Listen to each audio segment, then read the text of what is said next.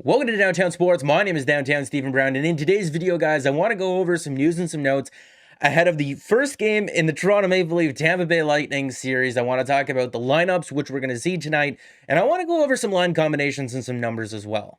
Really quickly here, before we dive into the video, I don't like asking for subscribers, but we are so close to 7,000.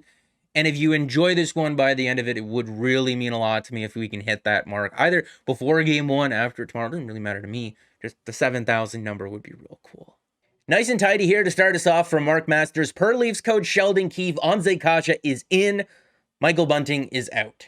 This was a video from practice that I showed in a video a couple of days ago from David Alter here of Michael Bunting skating on the ice, putting all of his weight on one leg, stick handling, and then putting all of his weight on the other and stick handling. It was the right leg that he hurt. Don't know if it was a knee or something else.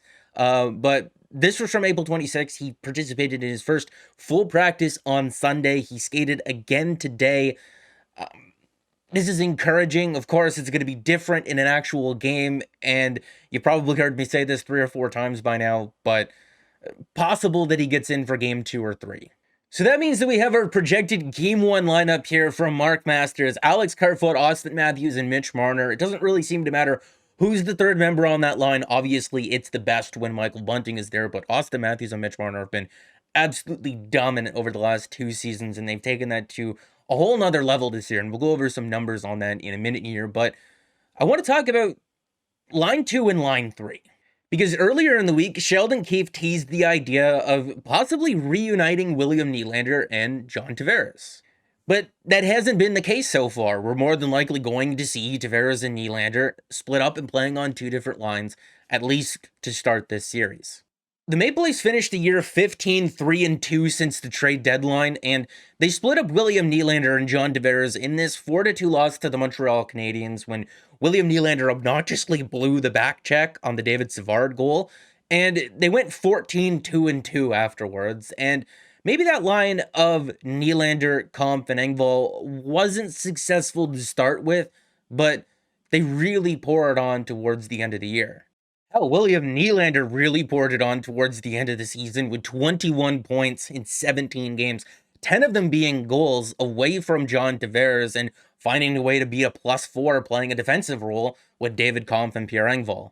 If we're looking at the different combinations of William Nylander and John Tavares either this season or in the previous 2, it's really disappointing when you add up the goals for and the goals against over the last 3 seasons, basically, and see that they've been outscored 79-80 at 5-on-5. I mean, whether that's their fault or not, the rest of the numbers are pretty good in terms of the shot attempts, the actual shots, the expected goals, the scoring opportunities, the high danger numbers, obviously playing in an offensive role, but it's disappointing to see them get outscored 34-42 this year. And obviously, the Leafs went through some defensive problems and some goaltending problems this year, but that line was kind of at the center of it at times.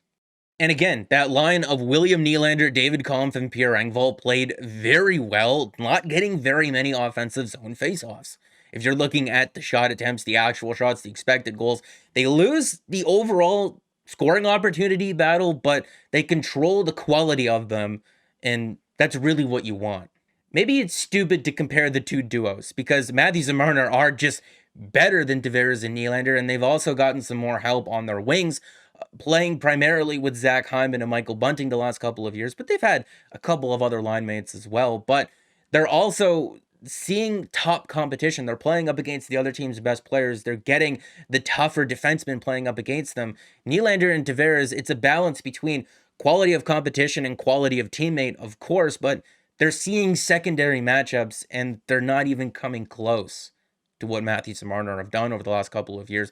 They're dominating in terms of the shot attempts, the actual shots, the expected goals, the scoring opportunities, the high danger shot attempt share. They're doing it in an offensive role. But if you're looking at just the actual goals for and goals against for those 2 guys at 5-on-5 over the last 2 years, it's a +50. And then if we're looking at that 4th line there, they opt to go with Kyle Clifford, Colin Blackwell, and Wayne Simmons in game 1. Sheldon Keefe saying it was a difficult conversation to have with Jason Spezza on sitting for game 1, but he did say that he will factor in eventually, but he likes how fast the 4th line can be with Colin Blackwell. Now, Kyle Clifford Wayne Simmonds, they're not very fast. And if you put Jason Spezza in between them, I don't think that that's a great matchup against the Tampa Bay Lightning. Sheldon Keefe saying that he expects it to be a physical, borderline violent series in a lot of ways. Sheldon Keefe also saying that he rewatched a lot of the Tampa Bay Lightning games over their last couple of playoff runs, and when he was watching the games in their first round last year, he noted that they were involved in a lot of after the whistle activities. So that's why a guy like Kyle Clifford, Wayne Simmonds, both drawing into the lineup. And if you're remembering the last game that these two guys played up against each other, yeah, they at least lost 8-1. They didn't have Matthews. There was no Campbell. A couple of other guys were out of the lineup as well. Justin Hall was on the ice for like 4 goals against, whether it was that 5-on-5 or on the penalty kill. He got eaten alive in that one, but he's not going to be in the lineup game 1 at least. But Kyle Clifford bonks Corey Perry over the head with his stick, and Wayne Simmonds was in a feud with Pat Maroon all night long. They were jawing at each other and then eventually fought. I don't want to have to deal with Pat Maroon and Corey Perry all series long, and Kyle Clifford and Wayne Simmonds are really the only guys that the Leafs have that can deal with those two, and they did a pretty good job responding in that game. And they also don't have to use that fourth line exactly how it is all game long, right? If you're in a situation where you need some offense or you think you can push the pace a little bit, you can find an extra shift for Matthews or Marner, and you can move Colin Blackwell elsewhere. You can shorten the bench. Moving on to the defense pairings that we're going to see in Game 1 and their stats together on the year at 5-on-5. Jake Muzzin and TJ Brody, Mark Giordano, Timothy Liljegren, and Morgan Rielly and Ilya Lyubushkin. If you had to ask me who's better, Justin Hall, Ilya Lyubushkin, I would ask you to rephrase the question. Because if you're asking me who's more skilled, I would say Justin Hall. If you're asking me who I feel more confident in, who I feel more comfortable with, it's Ilya Lyubushkin. It can't just be Kyle Clifford and Wayne Simmonds playing 5 to 7 minutes a night or however much ice time they're going to get. Colin Blackwell throws hits as well, but he's not going to throw a devastating one or be a presence out there. Ilya Lyubushkin is a guy who's going to make you skate with your head up, and he's also kind of a madman. I think it was in the game against the Flyers or the Red Wings. He tried to lower the boom on someone with like 5 seconds left. But Lyubushkin's also been quite effective with Morgan Rielly so far this year, controlling the majority of the shot attempts, the actual shots, the expected goals for, the scoring opportunities, and the high danger shot attempt share. And that's coming in a more defensive role for those two guys. And if you're comparing the numbers for Rielly Lyubushkin to what Rielly and Brody produced this season, it's not any worse. It's actually a little bit better. Jake Muzzin and TJ Brody playing together. Now, we've talked about Jake Muzzin at length over the last couple of videos, so I don't know how much I really want to repeat myself, but apparently he's not 100% going into these playoffs. But if you're looking at the last game of the season, he laid the boom on someone, and when Jake Muzzin is playing like that, that means he feels good, and when he feels good, he's going to play well. And if you're looking at the numbers for Muzzin and Brody so far this year in a limited amount of ice time, they were absolutely spectacular across the board. Mark Giordano and Timothy Liljegren. I absolutely love Mark Giordano. Huge fan. I've said that a number of times now, but in their limited amount of ice time playing together in terms of the shot attempts, the actual shots, the expected goals, scoring opportunities, the high danger shot attempt share, they dominated in a more defensive role as well. And I'll repeat myself, like I said earlier in the video, the Leafs were 15-3-2 since the trade deadline. Since they acquired Mark Giordano, since they put that pairing together. And the best thing about it is the Leafs don't have a third pair. What's the third pair? Tell me what the third pair is. Is it Giordano, Liljegren? Is it Rielly, Lyubushkin? Is it Muzzin, Brody? I don't know which one it is. The best thing about it is that if Muzzin, Brody, if you're using that as your matchup line in a game, they're not necessarily going, they're struggling a little bit. Okay, let's try Mark Giordano and Timothy Liljegren, because that's what they did against the Tampa Bay Lightning in that 6-2 win, and it worked. Nikita Kucherov was pretty much neutralized when those two guys were on the ice together. The fact that they just have Rasmus Sandin and Justin Hall, who were a pretty competent D pairing together this year in third pairing minutes, just as extra guys as your 7th and your 8th going into the playoffs, is amazing.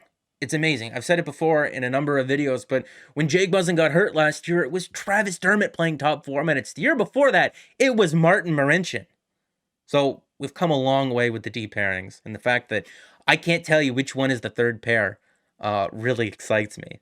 I just wanted to point out how the Maple Leafs have deployed their defensemen since the trade deadline against elite competition. And you're seeing Jake Muzzin at the bottom here, but relative to the rest of his teammates, he's actually produced decent results in terms of The shot attempts, not so much in terms of the dangerous Fenwick 4, which measures the quality of unblocked shot attempts, but it is encouraging.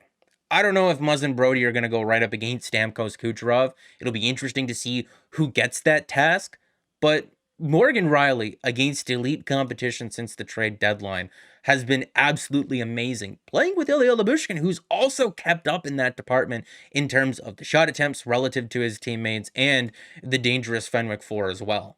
This stat absolutely still, it blows my mind. In that 10-7 win that the Leafs had over the Red Wings, Rasmus Sandin and Lyubushkin were on the ice for over 15 minutes together, and it was 1 goal for, 0 goals against. It was an absolute circus show around them, but somehow Lyubushkin found a way to just make absolutely nothing happen when he was on the ice, and it's comforting. It's nice. Finally, just to touch on Jack Campbell, I had the stat where I was talking where from March the 20th of last year when he came back from injury and took over from Frederik Andersen, all the way through the playoffs till December the 4th of this year, he played in 45 out of the team's 56 games that they played, and he had a .931 save percentage. His first 20 games of this year, he had a .942. The 20 games that followed afterwards were a nightmare. I know I've said this a number of times now, and I may be repeating myself, but I want to talk about Jack Campbell in this video because I talked about everyone else. In that Minnesota Wild game, he got run over real hard by Marcus Foligno, and I know the team said that the injury that he suffered didn't happen until like a week before they shut him down or so, but you're looking at the 20 games after that Minnesota game where he got run into real hard. He's got an .885 save percentage. This guy goes from being a .942 to an .885. You're telling me nothing happened in that game? You're telling me that real hard collision that he took didn't shake him up at least a little bit in some sort of way? I don't know. Depends on what you want to believe, but how do you go from being the best to the worst? And then in the 9 games that he's played since he's come back from injury, he's 7-0-2 with a .915 save percentage. Some good games against the Tampa Bay Lightning and the Florida Panthers. His last 4 games of the season were absolutely stellar. We're getting Jack Campbell on a high coming into these playoffs, and I think that's the most that you can ask for. Also, just wanted to throw something out there. In terms of who I think is going to be matching up against Matthews and Marner, Victor Hedman has played the most amount of minutes against elite competition this year, but if you're looking at percentage of ice time spent playing against elite competition, it's Eric Cernak and Ryan McDonagh as a pairing leading the way. If you're looking who matched up the most against Austin Matthews in that 6-2 win that the Leafs had over the Lightning in early April, it was Mikhail Sergachev and Eric Cernak. So maybe there was something going on with the Lightning pairings that night. A lot of people have deemed Victor Hedman as an X factor in this series, saying that the Leafs don't have a defenseman anywhere close to Victor Hedman. But in this game, with home ice advantage, the Lightning strayed away from matching up Hedman against Matthews. Interesting. In that 6-2 win, it seemed like the Leafs picked Jan Rutta as the guy who they were going to just abuse in that game because they absolutely torched him. If you watch the extended highlights from that game, I'll leave it linked in the description of the video. He was the guy, I believe, where Matthews went around the net and stole the puck from him and then fed the one-timer to Marner to score the 6th goal. They bullied him all night long. And with the Leafs having home ice here, it'll be interesting to see if they try to force that matchup because even though he plays with Victor Hedman, you can really pick on one side of the ice. That's going to be it for the video, guys. Make sure to like it if you did like it and subscribe for more because more is always on the way. Look, I know what I said in my series preview. I know that I picked the Lightning to win the series. I really like this Leafs team. They're coming in the playoffs on an absolute heater. Jack Campbell's feeling good about himself. I can't get over that goaltending matchup just quite because of how good Vasilevsky was in the Lightning's 2 cup runs, but we'll see. He plays a good game. Campbell plays a good game tonight and the Leafs win. You could sway me. You could sway me. They win game 1 with Campbell playing well. I am on the passion train. I will have the passion through this entire series and in all of these videos. I would be the most gullible person ever if they win game 1 and Campbell plays well. Also, like I said earlier, let's get to 7,000. We've been sitting at just under that mark for a while now. Help me get to 7,000 subs before game 1 tonight. Maybe it'll happen tomorrow or something like that. I don't know. But also, want to just shoot out a quick thank you for following my work and the videos and the written work as well. Especially since the start of 2022. It's been real hard to balance both school, the channel, other obligations, personal relationships, and friends and stuff like that. I finished the school year this semester with a 4.0 GPA.